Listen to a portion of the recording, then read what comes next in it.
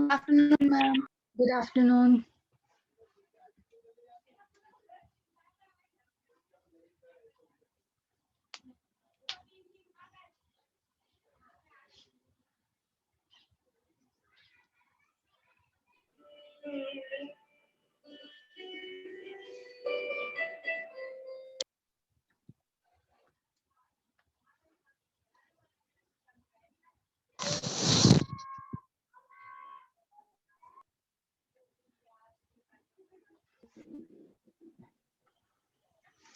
Okay, हम कौन सा चैप्टर पढ़ रहे हैं? एटम्स एंड न्यूक्लियाई पढ़ रहे हैं। ठीक है, इसमें हमने सारे मॉडल्स देख लिए हैं। लास्ट हमारा बचा है डाल्टन्स एटॉमिक मॉडल। ठीक है, कि एटम जो है इंडिविजिबल पार्ट है, टाइनी टाइनी पार्टिकल से मिलकर बना रहता है, जिन्हें एटम्स कहते हैं ना, ये वो सब इसमें था। और इसके बाद हमने जे थॉमसन देखा, पुडिंग मॉडल या फिर इसे वाटरमेलन मॉडल भी कहा जाता है। इसके भी कुछ ड्रॉबैक्स थे। इसके बाद है Rutherford model. Main topic physics का शुरू होता है रदरफोर्ड मॉडल से और अल्फा स्कैटरिंग मेथड से, अल्फा स्कैटरिंग एक्सपेरिमेंट से। ठीक है, इसको हमने डिटेल में पढ़ा, इसका एक एक पॉइंट कवर कर लिया है। स्पेशली नीट के स्टूडेंट ध्यान रखें, उनको थ्योरी आ सकता है, कुछ भी छोटे से छोटा पॉइंट पूछ सकते हैं, राइट। ठीक है, एटॉमिक मॉडल हमने देखा, ये ग्राफ देखा कि कैसे ये ग्राफ प्लॉट किया गया। कुछ हमारे पास डेटा पॉइंट्स थे, ये डेटा पॉइंट्स जो थे ये एक्सपेरिमेंटल बेस्ड थे, जो उन्होंने एक्सपेरिमेंट में काउंट किए, ये एक्सपेरिमेंटल बेस्ड थे। फिर रदरफोर्ड ने क्या किया, इसकी एक स्मूथ ग्राफ बना दिया, इसका स्मूथ ग्राफ बना दिया और एक फॉर्मूला दिया जिसे क्या कहते हैं, रदरफोर्ड फॉर्मूला, जो क्या कहता है, एन जो है, एन क्या, number of alpha particle scattered, किसके प्रोपोर्शनल होगा, इनवर्सली प्रोपोर्शनल होगा साइन 4 थीटा बाई 2 के। ठीक है, किसने ये एक्सपेरिमेंट परफॉर्म किया था, गीगर एंड मार्क्सडन ने, जो कौन थे, रदरफोर्ड के स्टूडेंट्स थे। ठीक है, फिर इसमें देखा distance of closest approach. Distance of closest approach क्या था हमारा, R naught K two Z E square by kinetic energy. ठीक है, डिस्टेंस ऑफ क्लोजेस्ट अप्रोच का मतलब क्या था कि अल्फा पार्टिकल जब न्यूक्लियस के पास जाएगा, जैसे जैसे किसी भी एटम के पास जाएगा, जैसे जैसे पास जाता जाएगा, तो उस एटम के बीच में क्या है, न्यूक्लियस है। न्यूक्लियस है कैसा है, पॉजिटिवली चार्ज है, तो अल्फा पार्टिकल क्या करेगा, एक फोर्स ऑफ रिपल्शन को एक्सपीरियंस करेगा, तो वो जितना पास जा पाएगा, जितना पास जा पाएगा किसके, न्यूक्लियस के, उसको कहा गया डिस्टेंस ऑफ क्लोजेस्ट अप्रोच। और इससे क्या फाइंड किया गया, इससे एस्टिमेशन लगाया गया कि न्यूक्लियस जो है कितना होगा, जब सारी ये सारी कांस्टेंट वैल्यू हैं, 1/4 pi epsilon not, atomic number अगर गोल्ड फॉइल का लेंगे तो गोल्ड ले लेंगे, ये सारे जितने भी हमें दिख रहे हैं ये सब क्या थे, कांस्टेंट थे। ये सब क्या थे, ये सब कांस्टेंट है, सब इन कांस्टेंट की वैल्यूज रखी गई। तो जो आपको आर नॉट मिला है ना, डिस्टेंस ऑफ क्लोजेस्ट अप्रोच की वैल्यू मिली, वो 10⁻⁻14 मीटर से मिली। तो अगर ये एटम है, ठीक है, तो ये न्यूक्लियस है, तो डिस्टेंस ऑफ न्यूक्लियस तक तो जा ही नहीं पाएगा अल्फा पार्टिकल, उससे पहले ही रिपल हो जाएगा। तो अगर ये आर नॉट की वैल्यू है, ठीक है, देखने में फिगर में देखने से पता चल रहा है, अगर ये आर नॉट की वैल्यू है तो ऑब्वियसली जो आपका न्यूक्लियस होगा, ठीक है, जो न्यूक्लियस होगा वो इससे छोटा ही होगा। तो बोल रहे हैं कि अगर आर नॉट 10⁻⁻14 मीटर में है, तो आपका जो न्यूक्लियस है वो उससे छोटा होगा। तो इससे फिर कहा गया कि जो न्यूक्लियस है वो ऑलमोस्ट 10⁻⁻15 मीटर के आसपास होगा। क्लियर? Yes, ma'am. ठीक है, ये सब हमने कल तक देख लिया था। और फिर हमने इसका डेरिवेट ड्राइव भी किया इसको पूरी तरीके से कि आर नॉट क्या होता है। ये आर नॉट के कुछ फॉर्मूलेस थे, डिपेंड करता है कि आप काइनेटिक एनर्जी की वैल्यू रख रहे हैं कि नहीं रख रहे। अगर काइनेटिक एनर्जी की वैल्यू रख देंगे 1/2 mv² तो ये फॉर्मूला है, अदरवाइज आपका ये फॉर्मूला है, क्या था, जेड बाय काइनेटिक एनर्जी। ठीक है, और एनसीईआरटी के डेटा के अकॉर्डिंग एक अल्फा पार्टिकल अगर नेचुरली चल रहा है ना, तो उसके पास जो मैक्सिमम काइनेटिक एनर्जी होगी वो कितनी होगी, 7.7 मेगा इलेक्ट्रॉन वोल्ट। तो इसे इजीली आप जो है जूल्स में कन्वर्ट कर सकते हैं, राइट।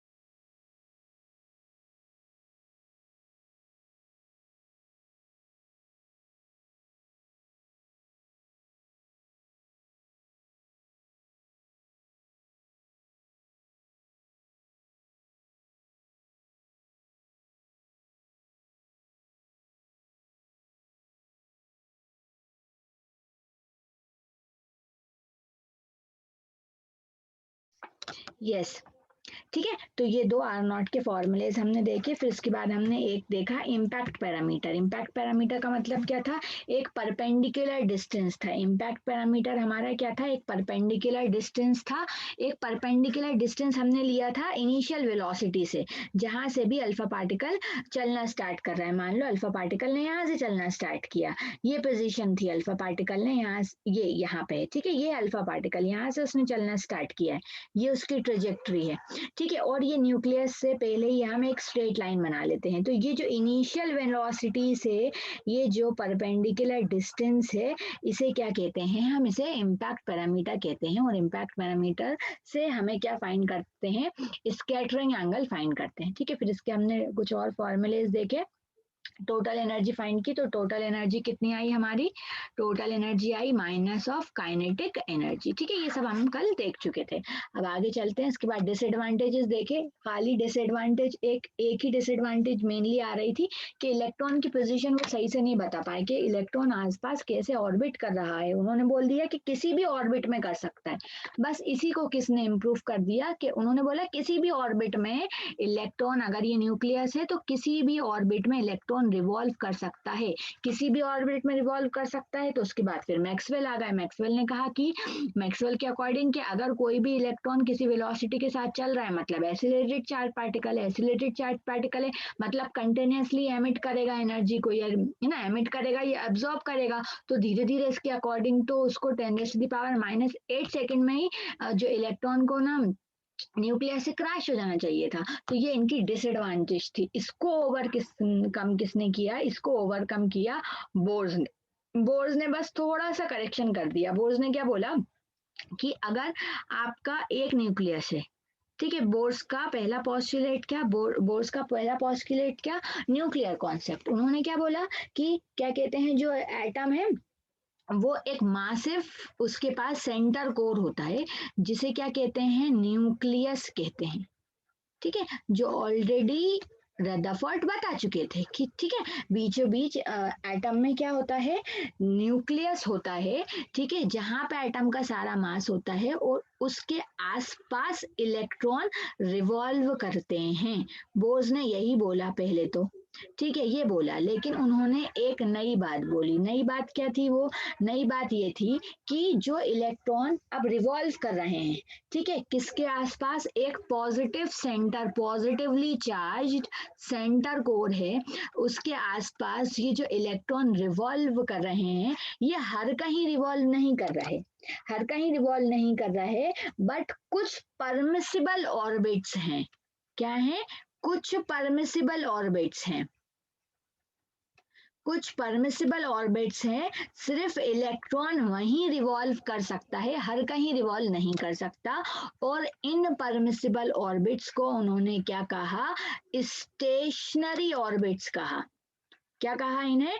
स्टेशनरी ऑर्बिट्स कहा, रुके हुए ऑर्बिट्स। रुके हुए ऑर्बिट्स क्या कहा? इसके पीछे क्या कंडीशन, मतलब क्या थी? स्टेशनरी ऑर्बिट्स उन्होंने इसलिए कहा कि अगर कोई इलेक्ट्रॉन, मान लो कि ये आपका के शेल है, ठीक है, ये इलेक्ट्रॉन्स यहाँ पे घूम रहे हैं, ये स्टेशनरी ऑर्बिट्स है।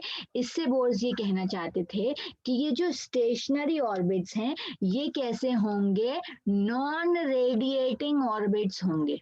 नॉन रेडिएटिंग ऑर्बिट्स होंगे मतलब कि अगर इलेक्ट्रॉन इस ऑर्बिट में घूम रहा है, जो कि स्टेशनरी ऑर्बिट है, इस ऑर्बिट में घूम रहा है, ना ही ये इलेक्ट्रॉन, ना ही ये एनर्जी को एमिट करेंगे, ना ही एनर्जी को एब्जॉर्ब करेंगे। इनके पास कुछ फिक्स्ड अमाउंट ऑफ एनर्जी रहेगी, लेकिन जब तक ये इसमें घूमते रहेंगे, इस ऑर्बिट में से स्टेशनरी ऑर्बिट में घूमेंगे, तब तक कोई एनर्जी रेडिएट या एब्जॉर्ब नहीं होगी। ये स्टेशनरी ऑर्बिट्स कैसे होंगे?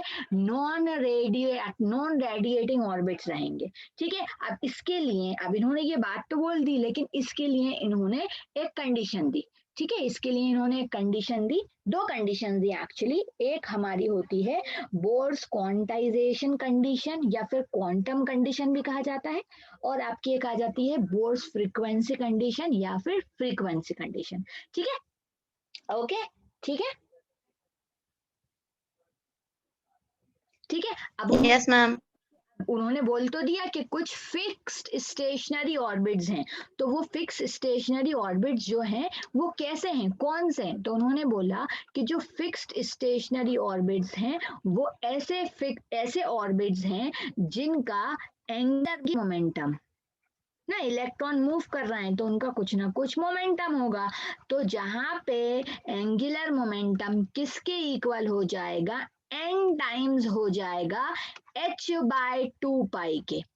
किसके, एंगुलर मोमेंटम किसके इक्वल हो जाएगा, एंगुलर मोमेंटम मतलब l किसके इक्वल हो जाएगा, NH/2 टाइम। अब ये n क्या है, कोई भी इंटीग्रल मल्टीपल है, कुछ भी वैल्यू है, होल नंबर है, 1 2 3, क्वांटाइज इसलिए बोलते हैं कि ये इंटीग्रल मल्टीपल है। इंटीग्रल मल्टीपल मतलब हमेशा क्या होगा, एक होल नंबर होगा, जैसे क्वांटाइजेशन ऑफ चार्ज में होता है। जिस भी जगह पे अगर ये कंडीशन सेटिस्फाई हो रही है, एंगुलर मोमेंटम कितना होता है, मोमेंटम होता है आपका लीनियर मोमेंटम mv। अगर अब मैं ये रेडियस r ले रही हूँ और कोई इलेक्ट्रॉन ऐसे घूम रहा है तो उसके पास कौन सा मोमेंटम होगा, एंगुलर मोमेंटम होगा। और एंगुलर मोमेंटम कितना होता है, r क्रॉस p आपका लीनियर मोमेंटम है, ठीक है। ये हो जाएगा आपका एंगुलर मोमेंटम। तो एंगुलर मोमेंटम कितना होता है, mvr, ठीक है। तो क्या बोला, इसे बोला गया बोर्स फ्रीक्वेंसी कंडीशन। क्या कहते हैं, बोर्स क्वांटाइजेशन कंडीशन। इसमें क्या कहा जाता है कि जो एंगुलर मोमेंटम है वो किसके इक्वल होगा, एंगुलर मोमेंटम आपका होगा n टाइम्स, n क्या है, कोई भी इंटीजर ले लें आप, हमेशा होल नंबर होगा, h/2 पाई। h क्या है, प्लैंक्स कांस्टेंट। h क्या है आपका, प्लैंक्स कांस्टेंट है। जहां पे भी ये कंडीशन सेटिस्फाई होगी वो आपका स्टेशनरी ऑर्बिट कहलाएगा। अब लीनियर मोमेंटम एंगुलर मोमेंटम होता किसके इक्वल है, mvr के, ठीक है। मोमेंटम आपका मास टाइम वेलोसिटी, और एंगुलर मोमेंटम देखें तो वेक्टर क्वांटिटी है एंगुलर मोमेंटम, ऐसे r क्रॉस p होता है, 11th क्लास में पढ़ते हैं हम, ठीक है। r क्रॉस p होता है, p क्या है, लीनियर मोमेंटम होता है mv, तो यहाँ से हमें फॉर्मूला मिलता है mvr, ठीक है। तो ये है बोर्स की क्वांटाइजेशन कंडीशन। अब इसके बाद आया फ्रीक्वेंसी कंडीशन। अच्छा, बोर्स की फ्रीक्वेंसी कंडीशन क्या बताती है, बोर्स ने क्या बोला कि जब तक भी अगर आपका इलेक्ट्रॉन स्टेशनरी ऑर्बिट में है ना, स्टेशनरी ऑर्बिट में मूव कर रहा है, तो कोई एनर्जी जो है एमिट नहीं होगी, ना ही एब्जॉर्ब होगी। तो एनर्जी एब्जॉर्ब और एमिट कब होगी, एनर्जी एब्जॉर्ब और एमिट कब होगी, तो उन्होंने बोला कि एटम कभी भी, कोई भी इलेक्ट्रॉन अगर मान लो ये आपके डिफरेंट ऑर्बिट्स हैं, ठीक है, तो लोअर एनर्जी से हायर एनर्जी लेवल पे जाएगा तो क्या करेगा, एनर्जी को एब्जॉर्ब कर लेगा। और अगर हायर एनर्जी लेवल से, कोई भी हायर एनर्जी लेवल्स है, हायर एनर्जी लेवल से लोअर एनर्जी लेवल पे जाएगा तो क्या करेगा, एनर्जी को रेडिएट करेगा या रिलीज करेगा। एनर्जी क्या करेगा, रिलीज करेगा, ठीक है। तो इसी को उन्होंने क्या बोला, बोर्स की फ्रीक्वेंसी कंडीशन। क्या बोला कि इलेक्ट्रॉन अगर एक एनर्जी लेवल से है ना, मान लो E2, एक एनर्जी लेवल ले लिया E2 माइनस E1, बोला कि जो चेंज इन एनर्जी लेवल है वो डायरेक्टली प्रोपोर्शनल होता है फ्रीक्वेंसी के। अब जब ये चेंज इन एनर्जी लेवल मतलब E2 माइनस E1, अब जब ये प्रोपोर्शनल का साइन हटाएंगे तो हमें कांस्टेंट मिलेगा, उसी कांस्टेंट को बोलते हैं प्लैंक्स कांस्टेंट। तो ये उन्होंने क्या दी, बोर्स की फ्रीक्वेंसी कंडीशन है ये, कि जो फ्रीक्वेंसी होगी कि कितनी, किस फ्रीक्वेंसी की वेव्स रेडिएट होंगी या एब्जॉर्ब होंगी, वो कितना होगा, change in energy divided by Planck's constant, ठीक है। तो ये क्या थी आपकी बोर्स की फ्रीक्वेंसी कंडीशन थी और क्वांटाइजेशन कंडीशन थी, ठीक है। अगर आप इसके पोस्टुलेट रीड करना चाहें तो पोस्टुलेट रीड कर लेते हैं एक बार। क्या कह रहे हैं, electron occupies only certain orbits around the nucleus. एक न्यूक्लियस के आर पास जो है आपके कुछ सर्टेन ऑर्बिट्स होंगे, वहीं पे इलेक्ट्रॉन पाया जाएगा, ठीक है। दोज ऑर्बिट्स आर स्टेबल, ये ऑर्बिट्स कैसे रहेंगे, स्टेबल रहेंगे। और इन्हें क्या कहा गया, इन्हें कहा गया स्टेशनरी ऑर्बिट्स, ठीक है। इन्हें क्या कहा गया, स्टेशनरी ऑर्बिट्स कहा गया। आगे क्या कह रहे हैं, each orbit has an energy associated with, हर कोई भी ऑर्बिट है, ठीक है, एक ऑर्बिट ये ले लें, डिफरेंट डिफरेंट हम अगर ऑर्बिट ले लें तो इनके पास खुद की कुछ ना कुछ डिस्क्रीट एनर्जी रहेगी, ठीक है। The orbit nearest the nucleus has an energy of E1। अब मान लो ये आपका न्यूक्लियस है, ठीक है, तो उसके पास वाला ये जो ऑर्बिट होगा इसकी एनर्जी E1, फिर जो है ना फिर ऑर्बिट होगा उसकी energy E2 and so on, ऐसे चलता जाएगा, ठीक है। फिर आगे कह रहे हैं energy is absorbed when an electron jumps from lower orbit to higher orbit, है ना। ये याद रखो कि लोअर ऑर्बिट पे कोई इलेक्ट्रॉन है, ठीक है, लोअर ऑर्बिट पे कोई इलेक्ट्रॉन है, अगर वो हायर एनर्जी लेवल पे जाना चाहता है तो उसको एनर्जी की जरूरत पड़ेगी। जैसे सेमीकंडक्टर में हम करते थे, इन इलेक्ट्रॉन्स को एनर्जी देंगे बैटरी कनेक्ट करके, तो ये हायर एनर्जी लेवल पे जाएंगे, एक्साइटेड इलेक्ट्रॉन बन जाएंगे जो कि कंडक्शन करवाएंगे। तो इस केस में उन्हें एनर्जी की रिक्वायरमेंट होगी। इलेक्ट्रॉन क्या करेगा, एनर्जी को एब्जॉर्ब करेगा। कब एब्जॉर्ब करेगा, जब लोअर ऑर्बिट से कहाँ पे जा रहे हैं, हायर ऑर्बिट पे जा रहे हैं, ठीक है, जो कि हमने सेमीकंडक्टर में देखा। अब सेकंड क्या कहना है, and energy is emitted when an electron falls from a higher orbit to lower orbit. अब कभी भी जब इलेक्ट्रॉन हायर एनर्जी लेवल से लोअर एनर्जी लेवल पे जाएगा, ये जस्ट अभी अभी हमने देखा था फोटो डायोड आई गेस, ठीक है, जब हमने एप्लीकेशन ऑफ डायोड पढ़ा था कि पीएन जंक्शन डायोड के कंडक्शन बैंड से जब भी वैलेंस बैंड पे इलेक्ट्रॉन्स कभी कभी ड्यू टू हायर डोपिंग क्या हो रहा था कि जब बहुत ज्यादा उनके पास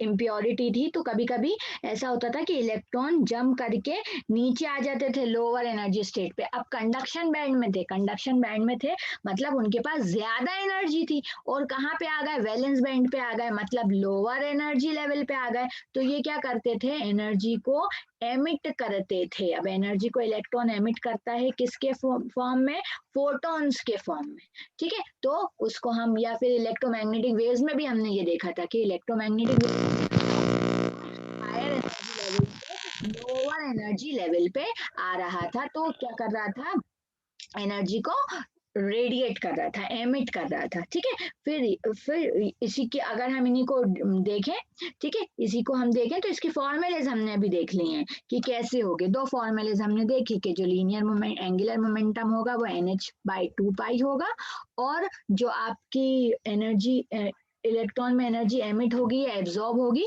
तो उसमें जो चेंज इन एनर्जी है वो कितना होगा, H इंटू फ्रीक्वेंसी होगा, ठीक है। आ रहे हैं हम, हाँ आ रहा है, ठीक है। तो ये आपकी थी फ्रीक्वेंसी कंड। फिर लास्ट पोस्टुलेट क्या कह रहा है, the energy and frequency of light emitted और ऑब्जॉर्ब्ड। जितनी भी लाइट एमिट हुई है या अब्जॉर्ब हुई है तो उसकी जो फ्रीक्वेंसी अगर आपको फाइंड करना है या उसकी आपको एनर्जी फाइंड करना है तो it can be calculated by using the difference between two orbital energies. अगर आपको जो भी एनर्जी है या फिर एनर्जी फाइंड करना है या फिर फ्रीक्वेंसी फाइंड करना है जो इलेक्ट्रॉन के मूवमेंट की जंप करने की वजह से प्रोड्यूस हुई है, तो वो किसके इक्वल होगी, difference in the energies. Difference in the energies मतलब E2 माइनस E1 आपका कितना रहेगा, H इंटू फ्रीक्वेंसी, ठीक है। ये कौन सी कंडीशन है आपकी, ये कंडीशन है आपकी बोर्स की फ्रीक्वेंसी कंडीशन, ये कहलाती है। इज इट क्लियर, समझ में आया? Yes, ma'am. Yes, ma'am. ठीक है, तो ये आपके कुछ थोड़ा सा पोस्टुलेट में ही आपके क्या कहते हैं कुछ मैथमेटिकल पार्ट आ जाता है, ठीक है। अच्छा ओके ओके, अब मैं क्या